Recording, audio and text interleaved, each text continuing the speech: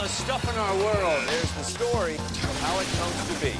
Hello, I'm Brian Unger. I'm Professor Lou Bloomfield. From the drawing board to the assembly line, it's how the ordinary is actually extraordinary. On Some Assembly Required, guitars, caskets, and lip balm.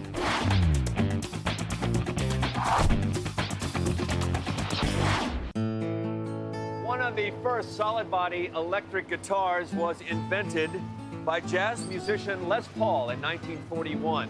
Now, in the early 50s, he joined forces with Gibson.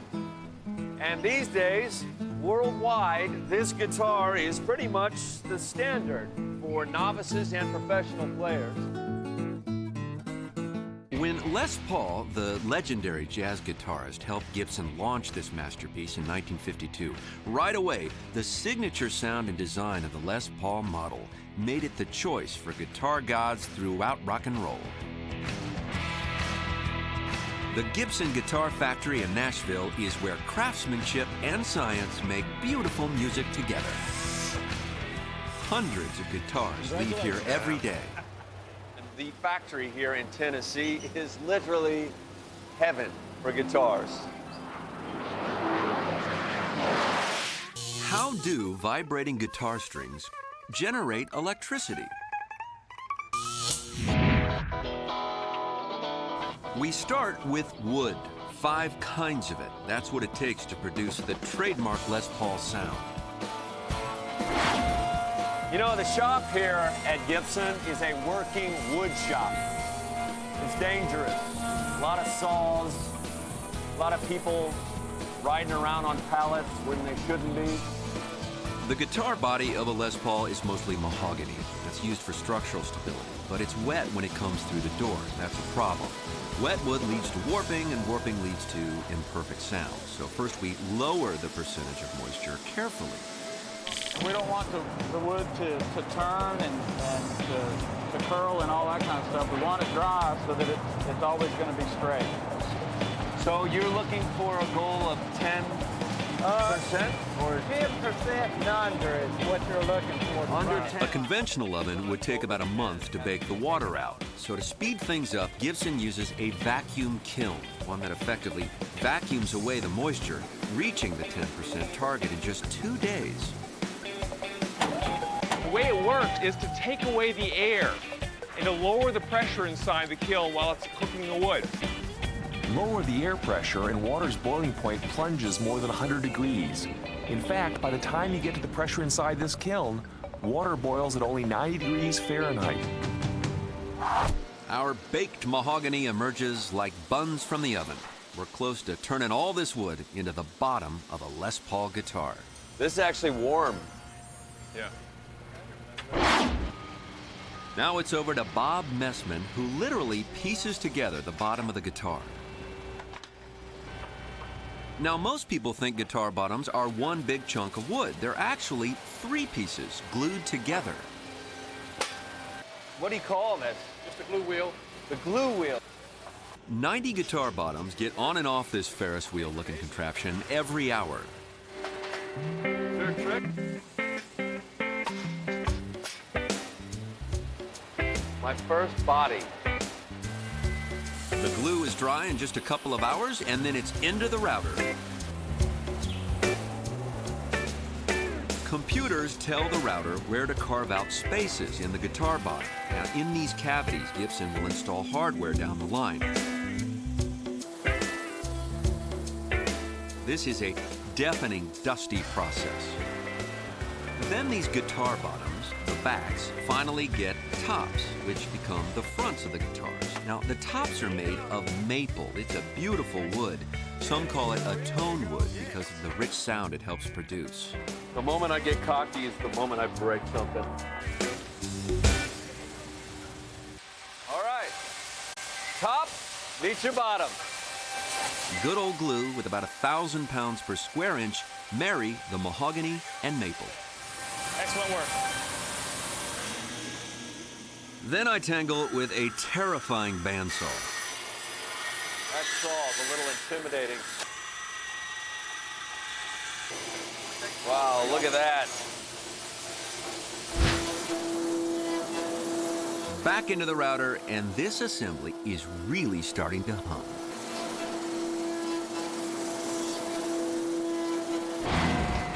Of course, we still need to cut the neck of the guitar. Now, we've got to add more wood to one end of the neck to make it wide enough to hold the keys. This is the neck of the guitar. Yes, right. But at the end, of course, the end of every Gibson neck is wider. Yeah. With, what do you call those? The Wing blocks. You put wing blocks on them. So right now, it's just basically Yeah. a piece of wood. Yeah. The wing blocks go in the clamp, the neck is glued, All right, it's cooking. Same thing as your microwave at home. Same microwave oven you'd have at home. That's right. George, there's radiation coming out of here, and we don't want to fry your privates, George. and in just seconds, our necks get their wings. Twist it. The initial woodwork is done, and with that, we've created the bones of the most famous guitar in the world. Now, our neck needs some metal. When you tighten all of the strings, they tend to pull the neck forward so that it bows like this. That makes it hard to keep the guitar in tune. The original solution to this problem was to use an awkwardly thick neck. But then one day, someone at Gibson had a brilliant idea. They cut a slot in the neck that's deeper in the middle than at the ends and inserted a metal truss.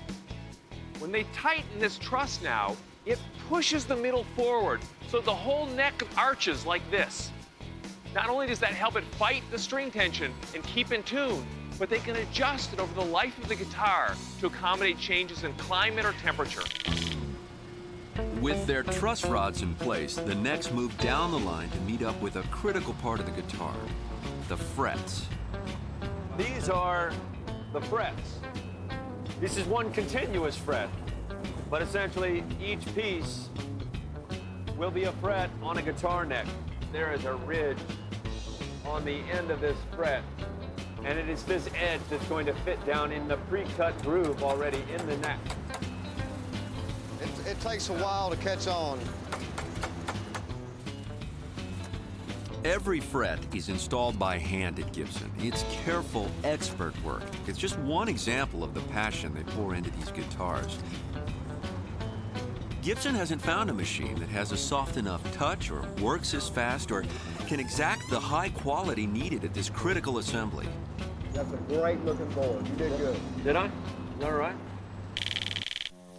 There are two reasons for having frets. One of them is to lift the string off the fingerboard so it can vibrate more clearly. The other is to end the string at a very specific location to give it a sharply defined pitch. When you say to give it a sharply defined pitch, you mean to give it a note? Yeah. They're put in there at very specific locations to create the Western scale. Each one of these is a note on the Western scale. But you gotta get the fret height right. If the fret's too tall, the string will hit it as it vibrates.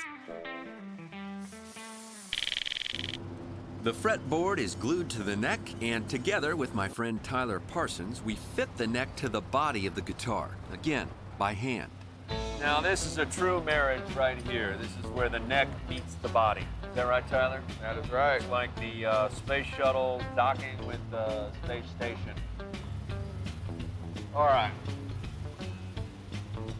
Now, how far down this clamp do I go? You can go into the side of it.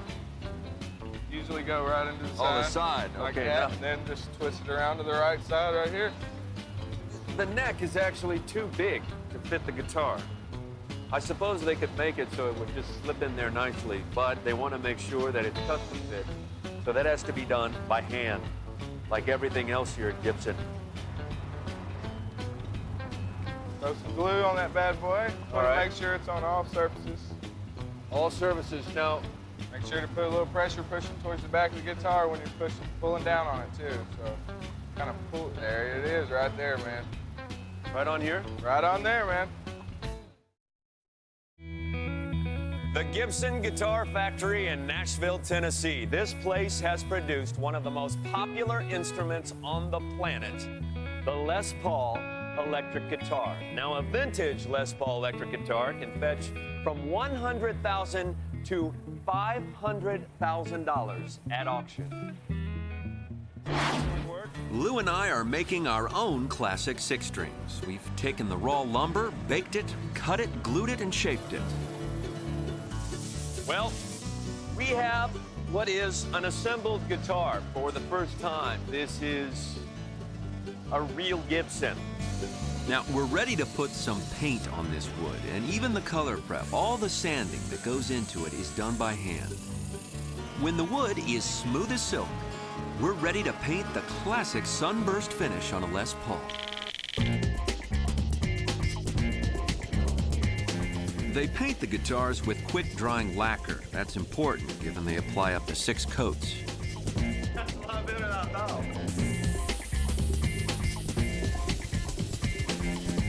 What do you think?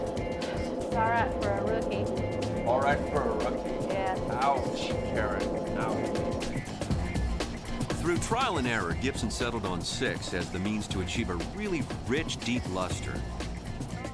When the paint is dry, it's time to tango with a cotton wheel coated in wax as your partner. It's all in the hips. I'm just gonna sort of sit back, watch before I ruin one. Buffing is like waxing the car. The guitars will be so shiny, you'll be able to see your reflection. This is like dancing. I mean, you gotta have a rhythm. Oh, yeah. I feel like we should have a drink first before I do this. So, kind of like this? Kinda. Kinda. Sorta, but not really. You do. Yeah, it's okay. Use your body more than your arms. Oh, really use my just body. use your Put my arms. hips into it? Yeah. Okay. Yeah. Lean into it a little bit more. We're Oh, going wow, look at that. Congratulations. Do you see yourself in it? Buff my first guitar, yo. Oh, she's pretty, huh? Nice and polished. Of course, at this stage, merely air guitar. And I will spare you my nerdy air guitar moves. But we're moving into another room here, and this is a very special place. This is a place where some metal strings get together with a couple of magnets, and together what they produce is pretty electrifying. So how does all this become electric? Well, the answer begins with magnets inside the body of the guitar. This has always stumped me, this functioning of the pickup. How does it work exactly? You really are generating electricity with the vibration of a string, and it's done magnetically. Inside every pickup, there are U-shaped magnets. Magnets like to be complete loops, so they need a top piece, and that's the steel string. When a string is plucked, it drags the magnetic field back and forth, and that motion generates electricity. That electric power flows through the cord to the amplifier, to the speaker, which shakes the air at the pitch or note of the plucked string. Hardware's in, time for the strings. Get any guns or spinners. So our Les Paul is nearing its final destination, and it's just about to make beautiful music, right, Kirby? That's right. Now, they call you the stringer. Now, I wonder what you do here, Kirby Beats. Well, it's magic. Yeah. This is the tailpiece, obviously. Right. And you basically just, in advance, feed these strings through there, so you can just, in this assembly, just pop it on there and move it on down the line? Exactly. Just tightening them up a little bit. Voila. Now, there are 3 things that determine the pitch of a guitar string. The first is its inertia. The more inertia the string has, the slower it vibrates and the lower the pitch. The second way to affect the pitch is tension. As you turn the key here and tighten the string up, its pitch goes up. Finally, there is the length of the string. As you're playing the guitar, you're shortening the string so it vibrates faster. From this note to this note.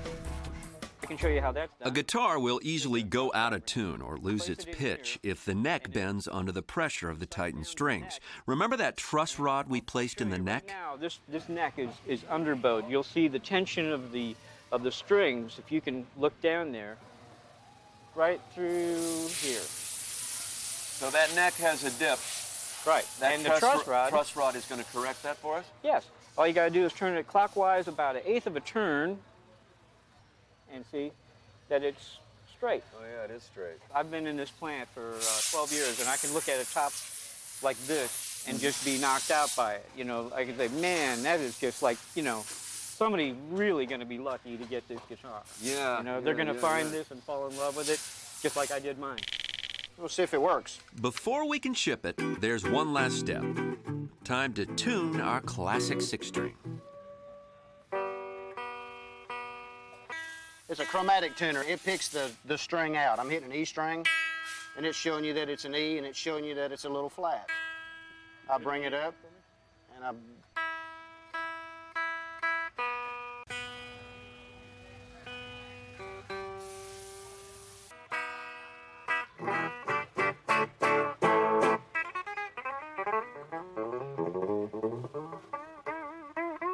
You have to do a bend buzz.